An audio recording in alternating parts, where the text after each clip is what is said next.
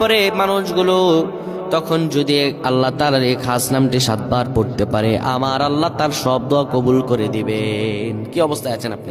সন্তান কথা শুনছে না, বিদেশে যাচ্ছেন কিন্তু যেতে পারতেছেন না, কোনো আয় উন্নতি নেই, ইনকাম যা করেন তার চাইতে আরো বেশি খরচ হয়ে যায়, বিপদের পর বিপদ, আপনি বিপদ থেকে উঠতেই পারতেছেন না। এই আমলটা করেন, এই আমলটা করেন, আজকে আল্লাহ তাআলা আপনাকে ফলাফল দান করে দেবে ইনশাআল্লাহ। সপ্তাহখানেক আপনি ফলাফল পাবেন ইনশাআল্লাহ।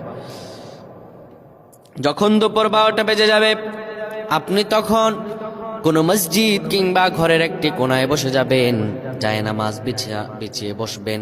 এরপরে আপনি 10 বার দুরূদ শরীফ পড়বেন। এরপরে আপনি 7 বার পড়বেন আর রহমান আর রহমান আর রহমান। এরপরে আবার 10 বার দুরূদ শরীফ পড়বেন, 3 বার ইখলাস পড়ে আল্লাহ তাআলার কাছে দোয়া করবেন। এইভাবে যদি দোয়া করতে পারেন, আমার আল্লাহ তাআলা আপনার সব দোয়াগুলো কবুল আর মঞ্জুর করে নেবেন। সুবহানাল্লাহ পড়েন।